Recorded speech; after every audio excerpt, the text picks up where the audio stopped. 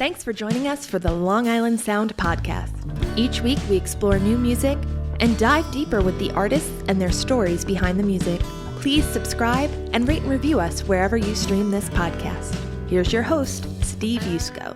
There's something about discovering interesting people and their music. Let me tell you, Mike Messer is no disappointment. From Sesame Street to Nickelodeon to playing around Manhattan and producing music, there is so much to discover with Mike Messer. I want you to check out his song, Come to the Canyon.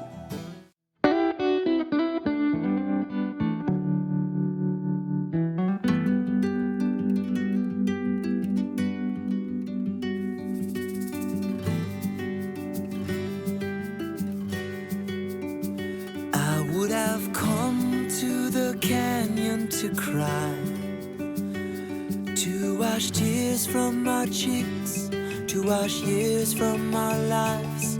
Such sorrows are held there, so much noise is quelled there, out where the horizon spread wide.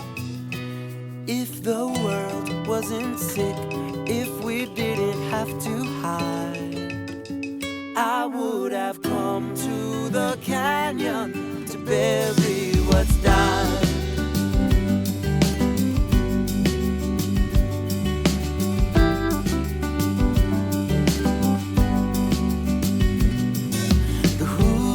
Was one half of us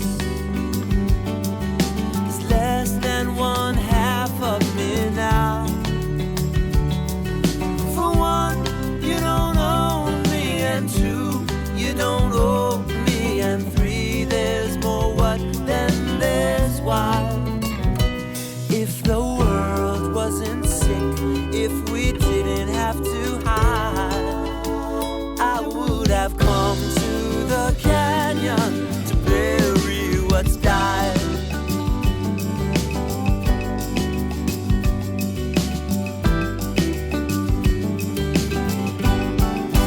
Oh, my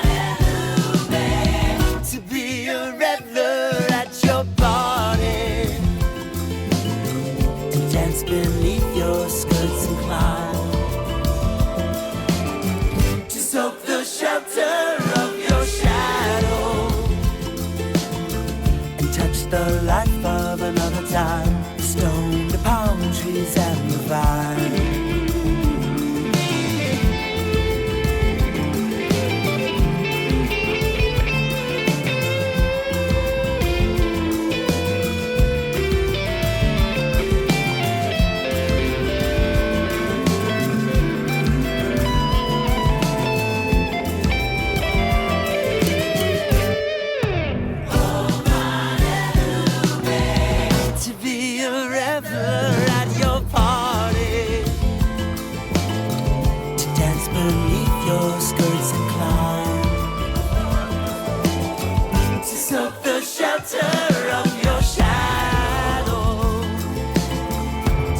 The life of another time, the stone, the palm trees, and the vine.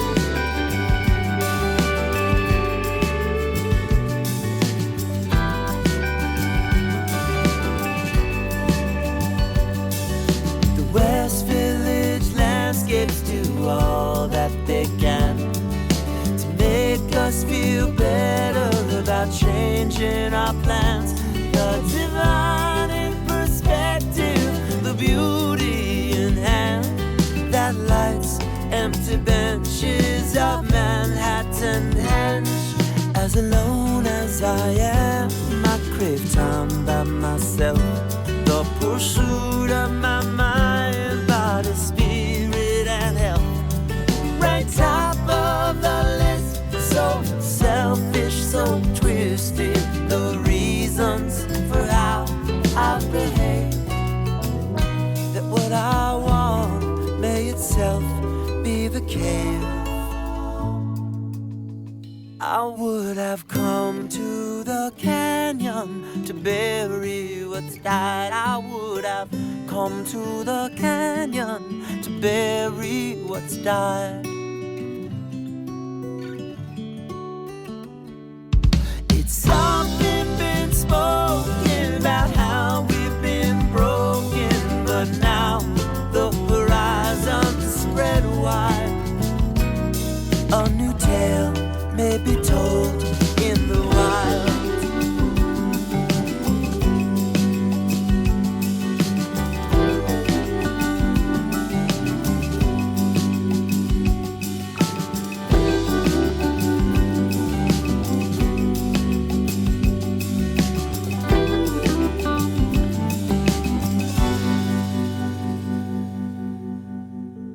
Hey, I am so excited about my guest tonight, Mike Messer. He was introduced to me by my daughter, Faith, who's out and about in New York City and saw Mike perform and said, you got to have this guy on your podcast. And lo and behold, Mike agreed to be on the podcast.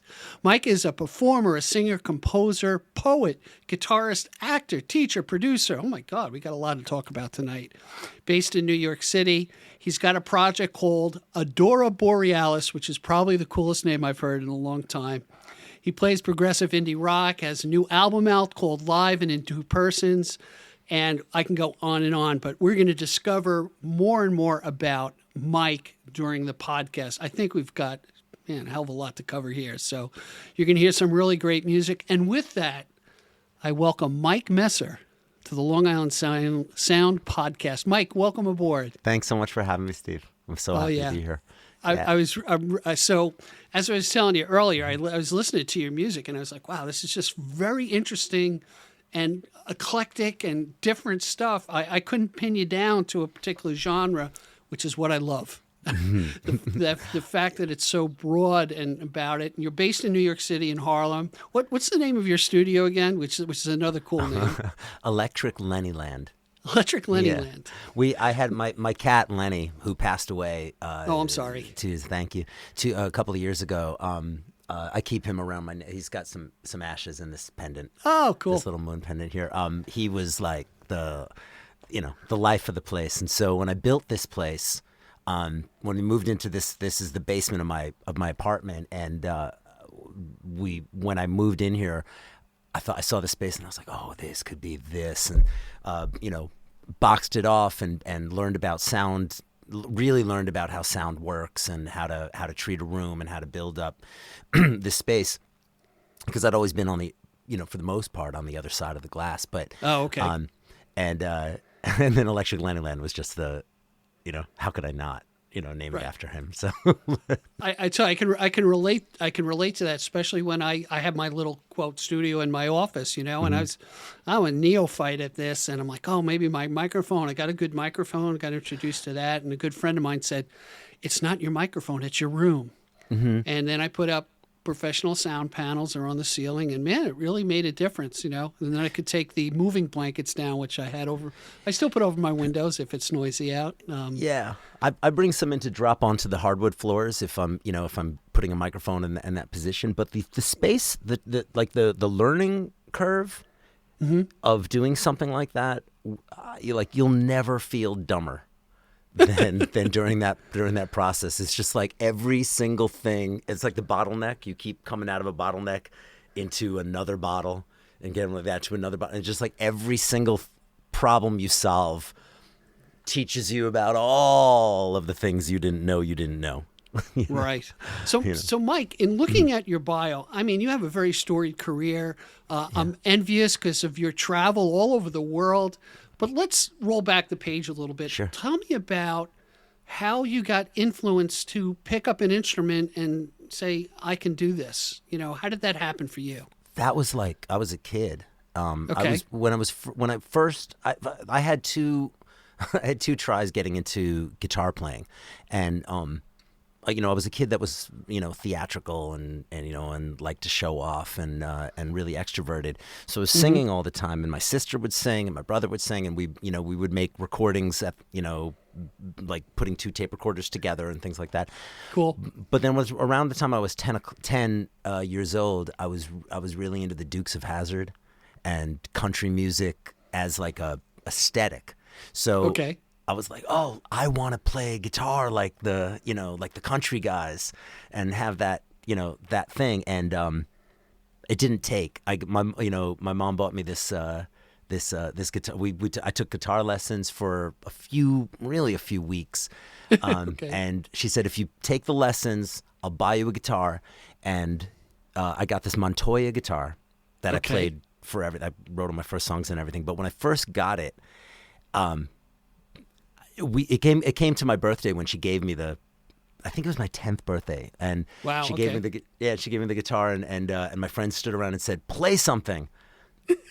And I had never practiced. I was like the worst student. Get mortified, possible. Right? Yeah, I was just like, and my mom heard me do it, and she goes, that's it. When you learn to drive, you can get a job and you can pay for your own lessons. At that point in time, you could do that. And so we like closed the book on it for about 5 years.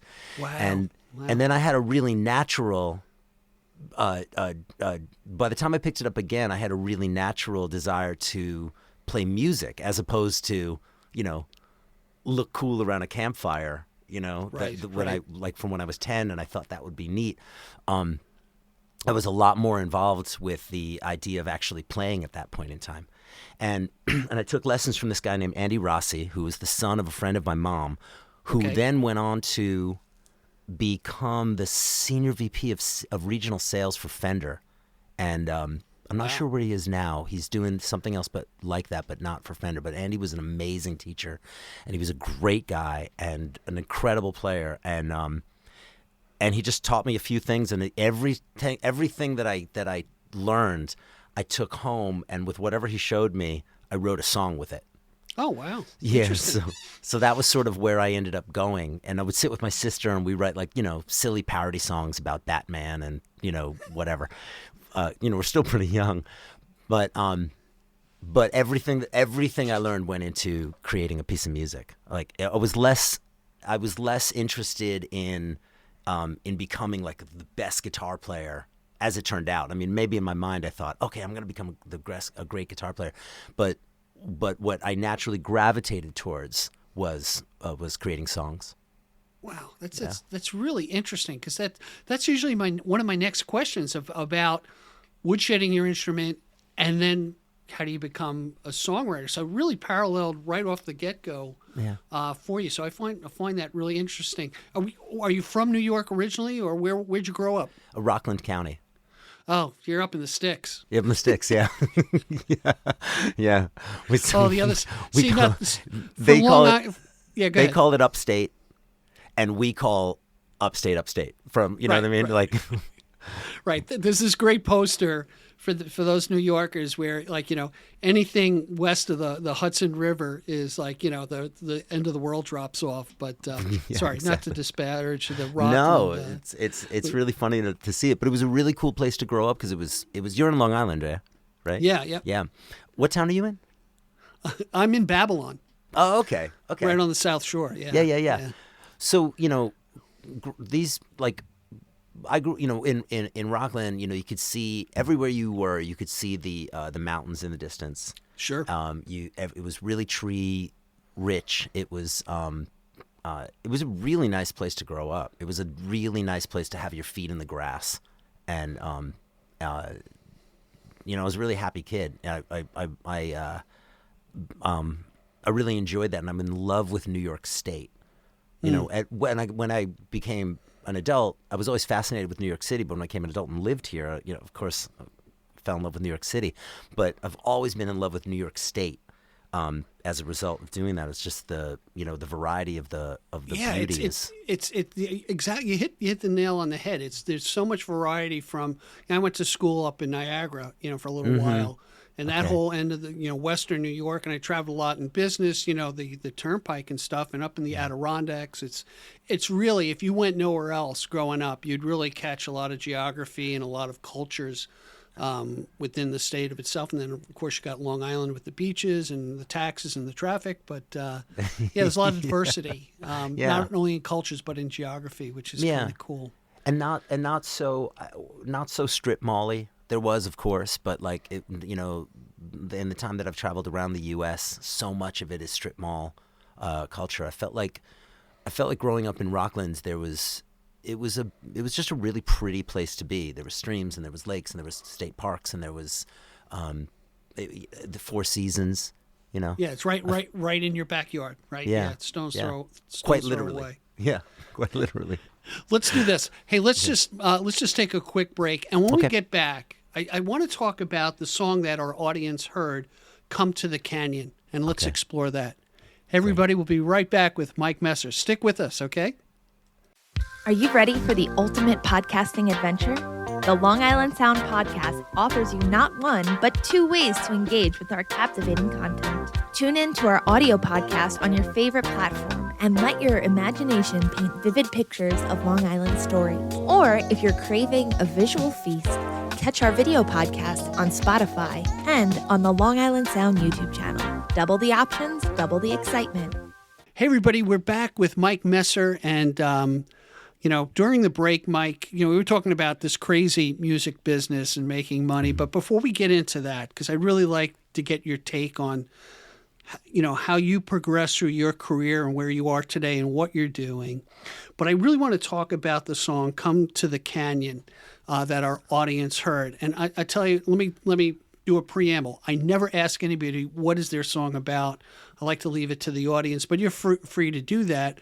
I'm interested on how the muse struck you for this particular song, and how did you develop it, and what's your process for taking that music. And by the way, another preamble to this is what separates you from the regular people in the world, like myself, I've written 1,000 pieces of songs that are tucked away in the brain somewhere. You guys actually act on it and develop it. So I'm really curious on how you approach it, particularly in this particular song that we heard. Well, it takes this one took a really long time. I feel like it took a really long time. I can't remember. It was completed a bit ago. Okay. And then the recording process took a really long time. It went through 3 different studios. Oh, really? Yeah, but only because I was trying to find my way to. This is still on the same subject, but it's a little bit of a roundabout way of saying it. When I went to record the song, I'll go back to the writing of it in a moment. But when I went to record the song, I was at a point where I was here in Electric Lennyland, working on my stuff, and I'm a really social person. I don't really like to be alone very much, and if you're alone in the studio, Yeah, so, sure. So I thought, well, let me try to reach out to find a collaborator for the find a producer, I've been a producer myself for a while, but I really wanted other perspectives and I wanted other people's expertise. And, I wanted to go into because I knew I was going to be recording a lot of stuff and launching Adoraborealis as a project. And I wanted to have, I didn't want to assume what I was doing. I wanted to have somebody I trusted to bounce things off of. And primarily also, I just didn't want to be in front of the microphone in the moment looking at the meters. Okay. Interesting. Yeah. So I went to, in brief, my story was like I settled on 3 different people that I really, really, really liked. Eric Michael Lichter in Connecticut at Dirt Floor Studios was an old friend of mine that I always wanted to work with, and I had a great experience with him working on the first session of Come to the Canyon. Okay. One of my best friends, Ryan Ball, in Paramus, New Jersey, has a studio called The Gearbox. Everything gets mastered through him, and a lot of stuff gets mixed through him. If I can't collaborate with him in the first place, he's got a hand in everything. One of my oldest friends. We were in our first bands together. We nice. Kind of couldn't be really tighter, and he's been a part of everything I've done. But then I had a new friend. I was singing in a Led Zeppelin tribute, and the guitar player was this guy named Tom McCaffrey, this young guy who is like just a hyper genius, and one of the most fascinating people. Really quickly became one of just a dear friend, and like I said, he's a hyper genius, an astounding guitar player. He's the one that plays on Live and in Two Persons. Okay. He's the electric guitar player, and I knew he had a studio, and I really liked him, so I just went to try things out with him. So Come to the Canyon was the first song that was sort of bouncing between everything, and I ended up settling on doing a lot of work at Rad Hazard. This is a Rad Hazard shirt that I'm wearing, actually. Okay. This is the merch from the studio. At Tom McCaffrey's studio. That's it's in Bushwick in Brooklyn. Right. And the song was written because basically that's just to say that it took so long for the song to arrive at its final piece, and it has and parts of it were recorded here, parts of it recorded there, parts of it recorded there. It has legs in every one of those locations. The song itself was the first song that I wrote as part of a song cycle that is what Adoraborealis was sort of born out of. Okay. Pandemic was happening. Mm-hmm. My marriage was falling apart. I'm sorry. Thank you for saying that. My now ex-wife Katie she's family, and she'll always be family. And right. And our relationship, we worked really, really hard. I don't want to go into so much of it, but we worked really, really hard to find out what we could do to continue to support each other the way that we made our vows to do. And we realized that it was the marriage that we needed to pull out of between us to make it work. That makes sense. Yep. Yeah. And so Come to the Canyon was the first song that so right at the beginning of pandemic, mm-hmm. I was going to go to this festival in Mexico, in Baja California, in the Guadalupe Canyon. And I went there the year before, and around the time of my birthday, which is April, and it was coming up that was going to happen again, and we knew that we were about to we were going to call this quits. So the song is about heading to that place to process. That's the main thing about it, was that I'm going to come. This lyric says, so I was going to go to the process, and then all of a sudden the world shut down. Right. And this particular festival that was happening in the Guadalupe Canyon was the first thing in my experience that was like, don't fly anywhere. Don't go. This is something. It's really actually happening. Something is really going on. Yeah, you know, we're all figuring it out. Sure. Yeah, and it was saying that okay, well, this is the first thing that's saying, that it felt actual, that there was a global something that was happening. We didn't really know what it was. Interesting. And now I have to listen to the song again. To get that foundational approach to it. It's really interesting. Well, what it was that you can't go. So so the way the song is saying I was gonna go to the canyon to process this. I would have come to the canyon to cry. I can't even remember the words now, but it's saying that's the place. If the world wasn't sick, if we didn't have to hide, I would have come to the canyon and buried what's died. Wow. Very that's profound. Yeah. Thank you. So just to say that, and so the song travels. It's really influenced by Paul Simon's song about his divorce from Carrie Fisher. Okay. In any case, I always saw that song as a 3-act play, and so I was trying to write things in the sense of that the first verse would comment on the second verse would comment on the first, and there would be a turnaround in the third. So essentially, what ends up happening in the song is looking towards the canyons of Manhattan, where I had to stay, the Manhattan Henge, where the sun. Manhattan, where the sun creates a canyon out of the buildings, and substituting the way that New York City substitutes itself to be what you need when you need it. That's how the song sort of evolves. So that's the song. That's the conceit of the song, and it took a while to sort of form it. I had like the initial ideas of it, like the basic first, scrawlings of it, and then everything else kind of like builds around it just by sitting and waiting with it, and and trying things. Well, I got to ask you this, because you brought up that you're a very social person, right? How the muse strikes you. How does the muse strike you? And this may be not a fair question, but I'm going to ask it anyway. Sure. So being social, do the muse hit you when you're with people, and then you break it down when you're alone? Or does the muse hit you when you're alone, and then you kind of do the foundational part of it, and then you collaborate? I mean, both. Yeah, it's both. Yeah, it's both. I like to write both and, right? Yeah. Yeah. Exactly. I like to write alone because I get all my thoughts out, and I can sit there and go, "That's okay." Like, what? How can I screw with this chord to make it more interesting and to me, and where can this go? Like it takes a long time for me to just sort of sit and muse on stuff. But I'll get hit with inspiration when I'm with other people, and I'll find times to get my phone and sneak away and be like, throw it in there. Yep. Come to the canyon to go. Oh yeah, I'll be right back. Getting the ideas down. They hit at all times, and so to have that muscle reflex to take note of it, totally, is kind of key. And then afterwards, once I know what I want to say, and I have enough of a foundation in what I'm thinking, then I can bring it to somebody else, and we can deconstruct it. Okay, and build it back up again. Let's turn the page again, and let's talk about Adoraborealis, right? Mm-hmm, Did I pronounce it? Tell me about that. How did that come about? What's the audience for it? Because don't take this the wrong way. You're all over the place, and you have this influence with like kids' music, right, and stuff like that, which I think is phenomenal.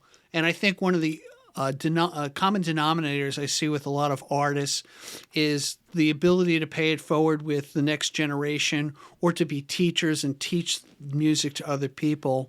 And that seems to be more often than not, which I think is great, and it keeps the spirit of music and the magic and the healing power of music ongoing, for something that's very temporary, right? That we hear in a moment, and you're stringing it forward. So tell me about your project and how that came about.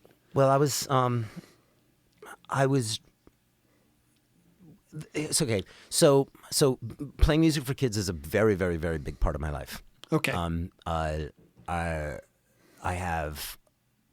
I've been doing it for a long time. I was in a group called the Dirty Sock Funtime Band for a while in the aughts, in 2006 to probably 2012. That band was really active, and it was a Nickelodeon band.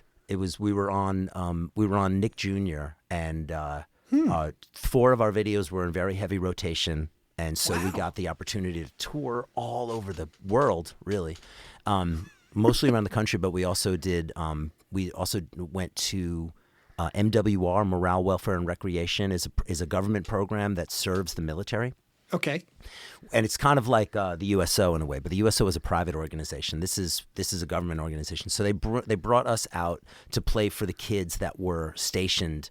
Oh, like in Guam, because I saw Guam was one of your your locations. Yeah. Yeah. Guam is amazing. Guam is amazing. Amazing people too. Yeah. Yeah. I don't know if they're Guamians or I had a friend of mine who was from Guam. Just nice people. Well, it's also a weird place because so much of the Guamian, if that's the original, the language and the dances and the culture has been removed, and a lot of what they have is Hawaiian culture that's sort of in place of it.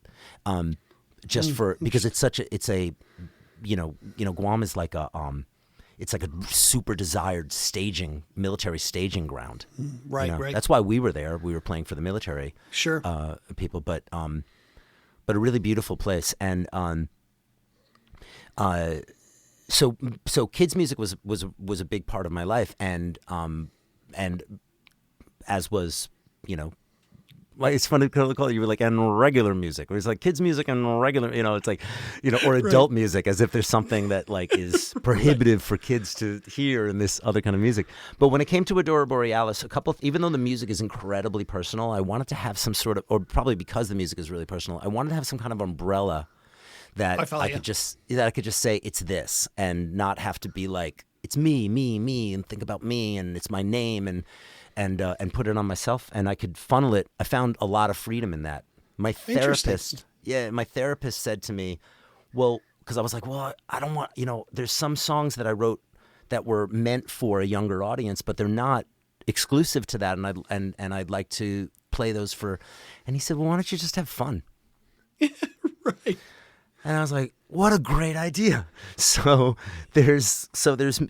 all of the music goes there, because it's when I make music for kids, when we were the Dirty Sock Funtime Band, it was very, very silly. Everything was really silly and fun. Sure. Yeah, very animated, dramatic, right? Exactly. Yeah.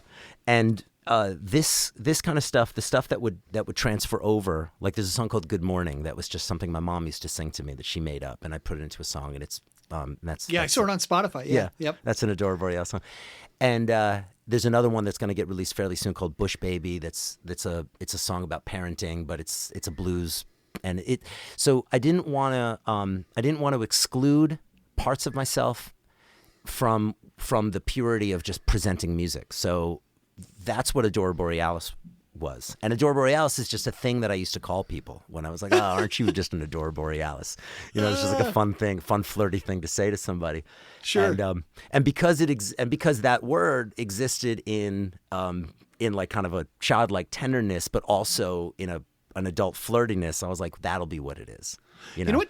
You know what's amazing to me, particularly about music, and I'm drawing up these little instances just in my own life about how universal and, you know, being joyful and having fun music can be, and is so it can be something that everyone can participate in, no matter what, you know. And from my daughter Faith, who introduced us, you know, she was a camp counselor at 4-H camp out on the East End of Long Island. She became the director, but she really honed her skills doing camp songs. And then, you know, my wife was out there one summer, and you know, they've got this, you know, string of camp songs, and I'm like the foreigner to this whole thing, but they just roll into these things. Yeah. And what a great community growing thing. I have these 3 nieces, and I used to play the guitar at the campfire in the backyard and stuff like that. And I have a lot of harmonicas, and, you know, so I handed them out, you know, every different key. And you know what? They had more fun with that, you know, in that mess of music. And I still remember one of the cousins going, "That was the best. I'm so glad you did that." And it's like, yeah, we just, you know what? I'm playing, but you can play too, and it's all music. Yeah, you know, it's all good, and that's the joy of it, I would think, right? Yeah, it really is. It's like, it's something that you share. That, I mean, they get it on such a level that's unique to them, but also it's really interesting but also, you know, relates to exactly the way that you relate to music, or I find it I'll speak for myself, that I find it that the way that I relate to music, they relate to it in the same way, or at least I can relate to them the way that I relate to music, in a way that I don't have to change I don't have to code switch in any way whatsoever. We can just be right there with it. I teach an after school class of percussion. The percussion teacher left, and they said to me, I was teaching a different class. Yeah, they were like, "Can you teach a percussion class?" I was like, I guess so. I mean, I can just talk about what I know about percussion, and it's been a really, really, really cool experience with the with these really young, you know, K through 4, K through 3rd grade. Nice. Teaching them percussion, and then just getting into the idea of, like, we're listening to each other. How do you do this together? What happens together? How do we, you know? It's really cool. It's really, really, really cool. I'm going to tell you a quick story. So my wife is a bus driver for special needs kids and adults, right? Oh, yeah. And she just switched to 4-year-old, 5-year-old autistic kids. You know, some are nonverbal, you know. And she goes, "Hey, can you help me do this? You know, when I have a CD." I said, "No, we're going to get you a playlist." And she says, it's just amazing. You know, even the nonverbal kids start to, you know, verbalize as best they can or join in on songs. Mm-hmm. And it's really amazing, the power of music to reach down into our neurons, you know, no matter our capabilities to get things done. So totally. It's really kind of a neat way. But let's talk about this. Let's talk about the next song that you brought to the table, which is Squinting at the Sun. Squinting at the Sun. Tell us a little bit about that, and then we'll let the audience have a listen. Okay. It's funny about this, and I'm happy to do it in this environment, but what that song is, I was a little, like, reticent to let people know too much about it, because I didn't want to shade that. But it actually works really well. So I'm in a songwriting collective with some friends. Sure. And nice. a lot of the songs that we put together, a lot of songs that I put together for Adoraborealis were born and developed in that songwriting circle. And the writers in there are awesome. And a lot, in fact, I think almost all of the Adoraborealis stuff had gone through that cycle at least once. And we have prompts, and the prompt for this one was write a sequel to a song. Oh, okay. So I chose Obladi Oblada to write a sequel to what happens to Desmond and Molly. And I was getting divorced at that moment. So, and I was getting divorced, and I was facing the bizarreness of entering a world of that's your adult reality. And so I wrote this song about Desmond and Molly, whatever it is, 30 years down the line, or 20, whatever it is, I guess 30 years down the line, and coming to the point where my ex-wife and I had come to, where we just met at the place where we said we have to. This is the last of it.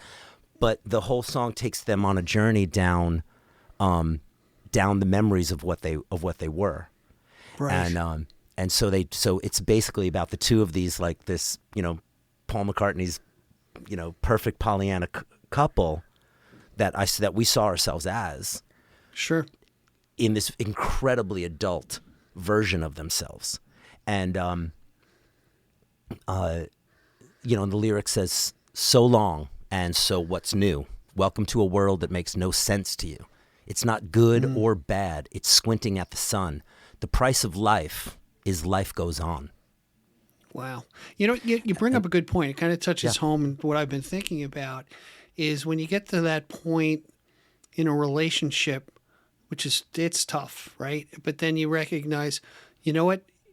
We both might be better to be apart, even though we're together, especially with a lot of history and all that stuff. And then that can kind of ease many things. So, and you know what?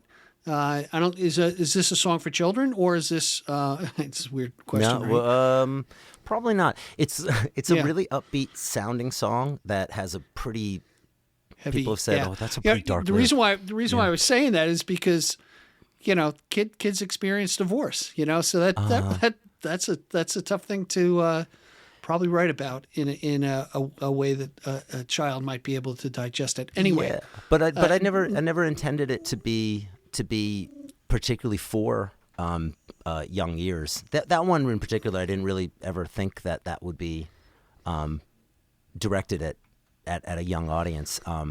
It's okay. It's so anybody less than 12 listening to this, please leave the room and check. There's no curse words in it, but Okay. Yeah. Let's have a listen to "Squinting at the Sun," and we'll be right back. Check it out, everyone.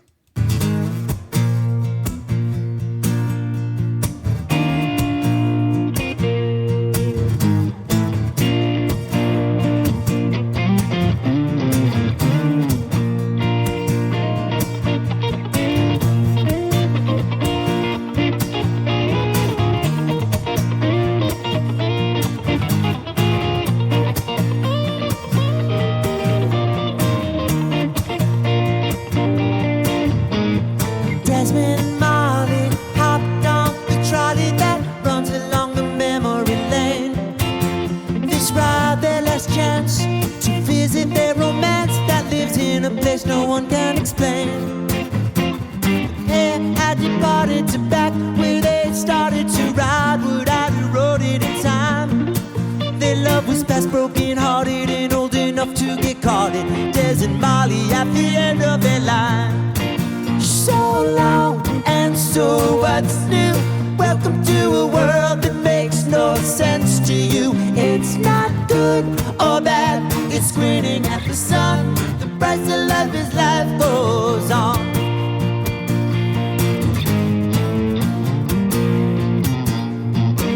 Their kids were slower than molasses, but both quicker than their glasses. Close to cigarettes, none were more than melon pan.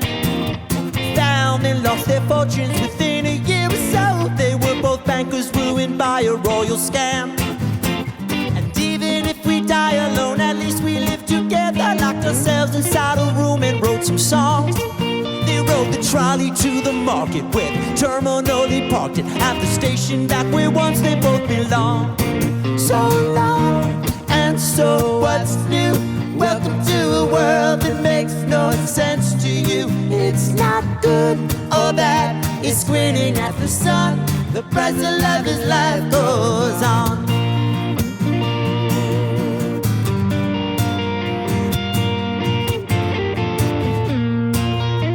The price of life is life goes on. The price of life is life goes on. The price of life is life goes on.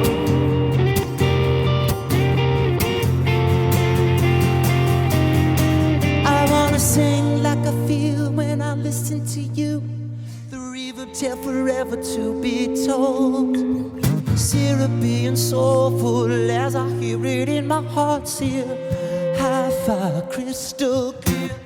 Evolution is just getting older. Education's just one more degree. When they were failed by intuition, they considered their tuition paid one branch further up the tree.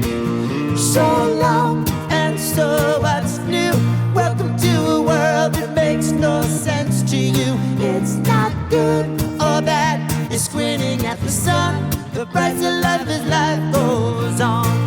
So long and so what's new? Welcome to a world that makes no sense to you. It's not good or bad. You're squinting at the sun. The price of life as life goes on. The price of life as life goes on. The price of life as life goes on.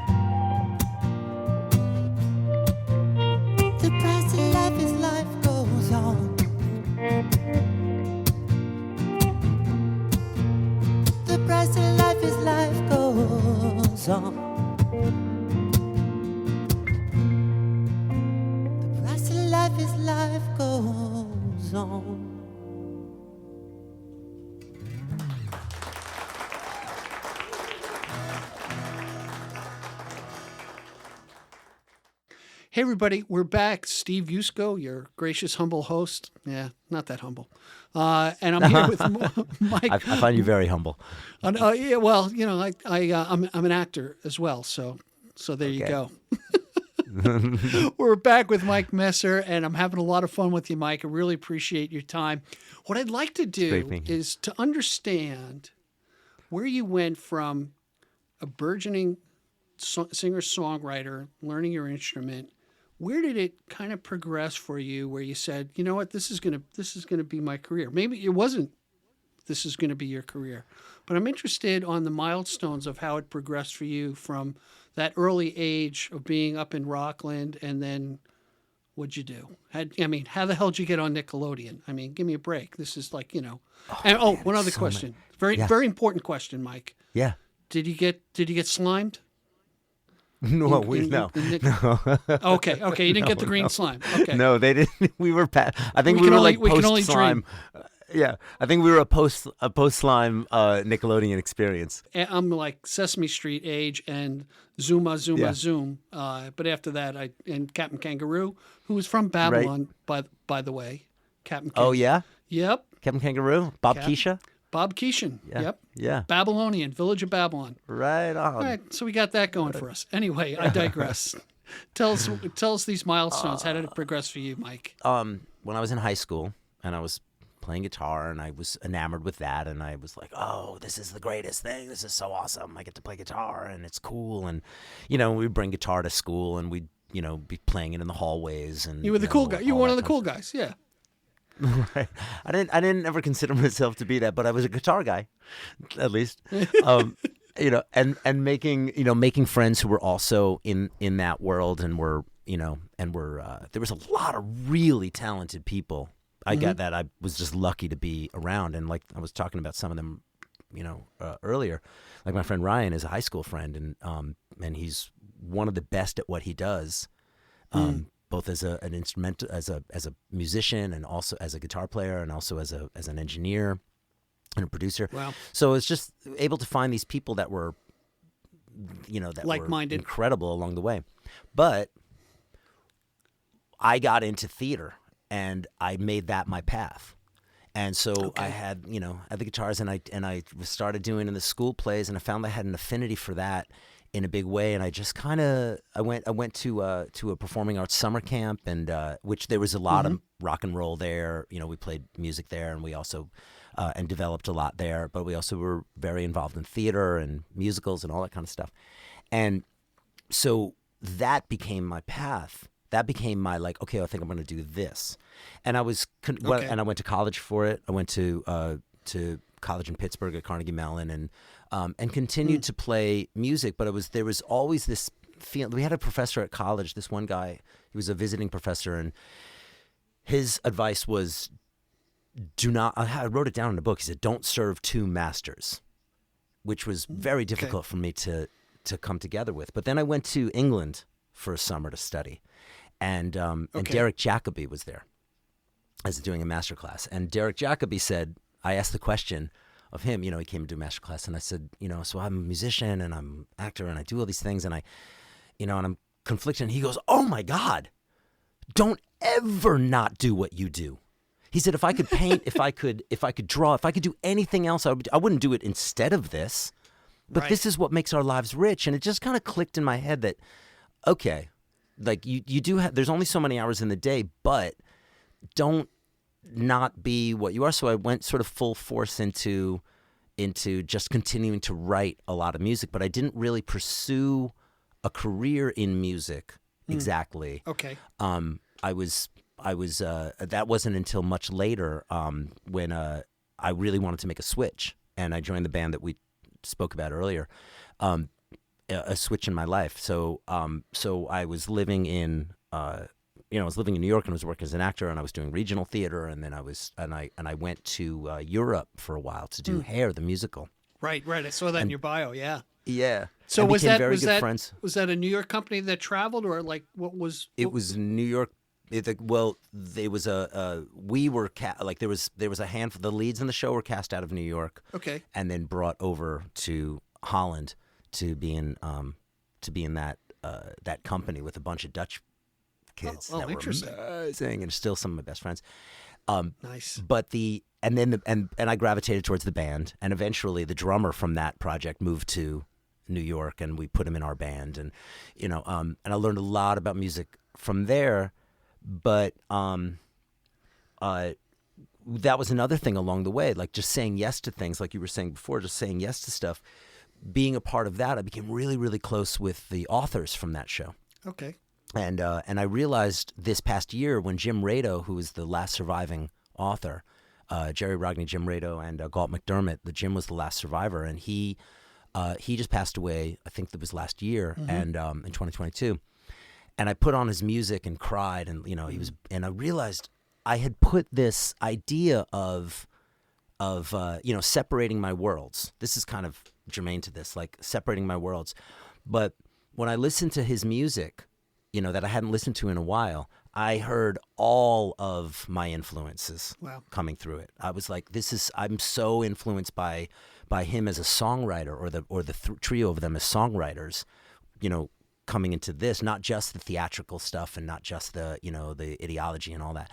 But so that was a really pretty powerful thing. But then when I decided to make a switch into music, I went into I had the kids band, the Dirty Sock Funtime band, and then the drummer and the bass player from that band and me made a trio. Okay. That was unimaginatively named the Mike Messer Band, and we did some gigging and things like that. And but I had to really focus. I was doing so much with the initial band that I had to really focus my efforts there. When that band ended, I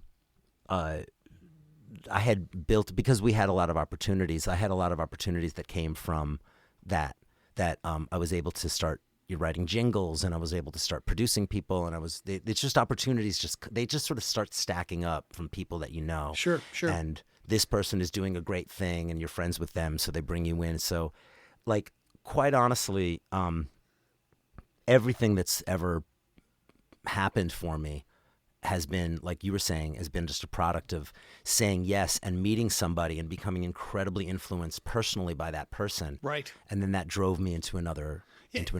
You know what I find fascinating? A couple of things. Yeah. One, in moving into this podcast, it's about artists and singer-songwriters, original artists, how many of my guests are both visual artists, as far as painting or whatever, and performing arts. You know, there's many that do that, which is amazing. But it's also interesting to hear what I'm hearing from you is how one professor had an influence when you were in college that could have separated that don't serve two masters type of thing. And then one saying, no, be free of who you are, and being able to express that. But I think one of the keys, probably, this is a guy who's not a successful musician. I always bust my own balls. I don't know why, because nobody else will. How can you say you're not humble when you make a statement like that? It's hard to be humble when you're that good. I'm Mr. Golden Throat in my mind. Anyway, as far as singing, I sing in every key. But what the hell was I just talking about? I think what is key in what you said about making the most of opportunities that come your way, that networking aspect of it, whether being in that songwriting circle or, and I've heard other ideas about that of, I don't have to do this alone, and I can branch out and I make my own opportunities through the networking. And I'm telling you, this is a guy who doesn't gig or anything like that. Meeting people and networking and just having that small impression to go, hey, you know what? He's not an ass. He's a pretty good guy. Why don't you give him a chance at this, right? I mean, and we've met the asses out there who go, he's pretty good at what he does, but he's not fun in doing it. So, you pass, so I don't know. Yeah, well, they say when you want to be in a band with somebody, the first thing you have to think about is not how well they play. It's how many hours you can spend in a van. Good point. Yeah. And that's the same with everything. But like there's, all of those things just continue to build up. So I did an episode of Sesame Street. This was Come on. So really? Yeah. Who'd you meet? My friend and I had which puppets? Carol Spani as Big Bird. Nice. We had our scenes were with Big Bird, and where was that? Was that filmed in Kaufman Studios? Kaufman Astoria. Yeah. Kaufman Astoria. It's awesome. It's so awesome. That's right across the street from where my daughter teaches, the World School. Anyway. Oh, okay. Yeah. So I was on the road. I was in Europe. Okay. And I flew back for 2 days. I stayed at my mom's house, and we went to my mom's apartment, and then we went to the thing, and I took a car from Kaufman Astoria back to Holland. Oh, wow. And I missed my understudy went on. That's a long drive. Holland. I know, right? Yeah, exactly. Wow. But so that was a thing. So the person that wrote that episode of Sesame Street that we had done, right. It was a fascinating experience. And I was playing guitar on it. Okay. And it was song stuff. It was interesting. Oh, so, do you got a video of it by any chance? Yeah. Oh, it's, gotta send it. I'll send it to I'll me. get the link to it. Oh, that'd be cool. I'll get the link to it. Oh, yeah, right. For sure. I never know where these episodes are going to go, Mike. Who would have thought? Anyway. I'll go on a tangent here also because why not? It's fascinating. It's a fascinating story. But I'll tell you this first. So we did this, the Sesame Street episode. It was my friend Maruka and I who were doing, we had just developed, we were at the Utah Shakespeare Festival, and we were both actors in that company, and we had put together, he's from Sierra Leone, West Africa, and I'm from New York. Rockland. The New York State. Yeah, Rockland. And so we put our things together, and we developed these Anansi the Spider folk tales into like, our own sort of funky versions of them and stuff. And we were doing that, and Maruka, my partner in that, met somebody who was on Sesame Street at an audition, and we ended up going to their offices that used to be by Lincoln Center, and the producer sat on the floor in a blue Elmo, I'll never forget that, a blue Elmo t-shirt. Okay. And he was just like sat on the floor as we sat on a desk and we did our thing, and that was the audition. He was like, okay, great, let's develop this. And we were working with a writer named Josh Selig. Josh went on to found this company called Little Airplane. That was an animation company for kids. And so that connection had to be 15 years later, if not more. I ended up, it was his first job it was like, not his first job, but it was his first year on Sesame Street. All right. Josh ended up founding that company and then brought me in to do a bunch of different singing gigs and some acting stuff in his in his work. And then I just went and played his daughter's birthday party, So it's this thing. But then from that, he was doing this show that became enormously successful. You won't know it if you don't have a little kid, but it's called SuperWings. Okay. They've got toys. They've got they got have a merch. float in the All Thanksgiving float in the Thanksgiving Day parade, and I'm the singer of the theme song for this thing.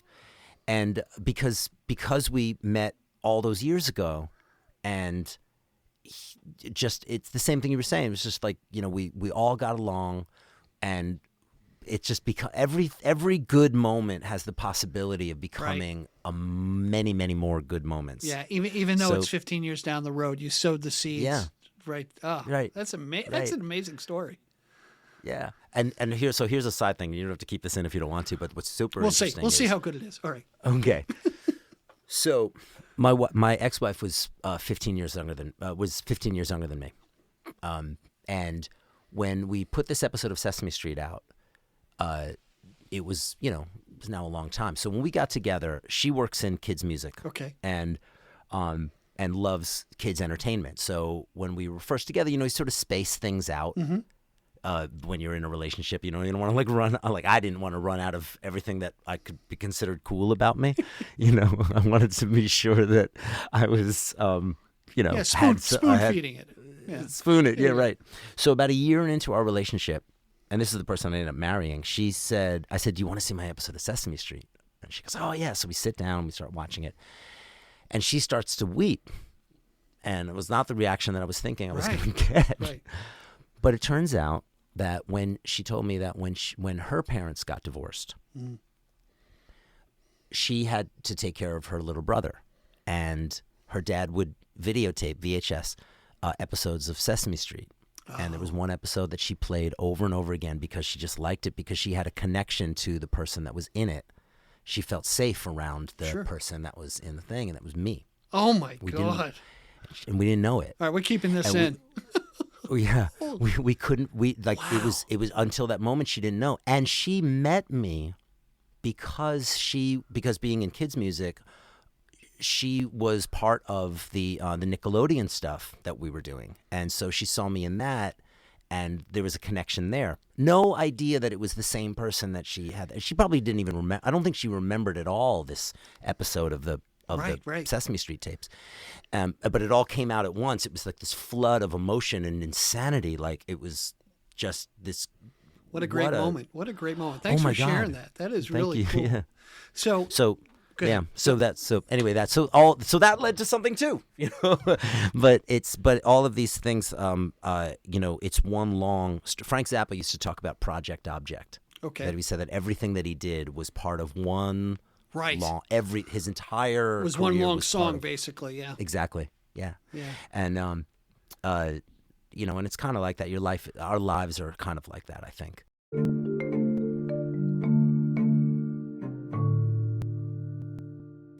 Man, do I hate to cut interviews short. That's all the time we have today of part 1 with Mike Messer.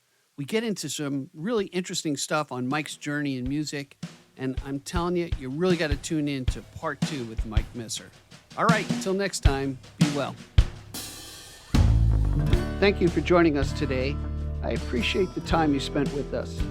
Please subscribe and comment, and visit us at gigdestiny.com. Till next time, be generous with your joy, keep your spirits high, and let the music take you on a journey. Be well. Peace.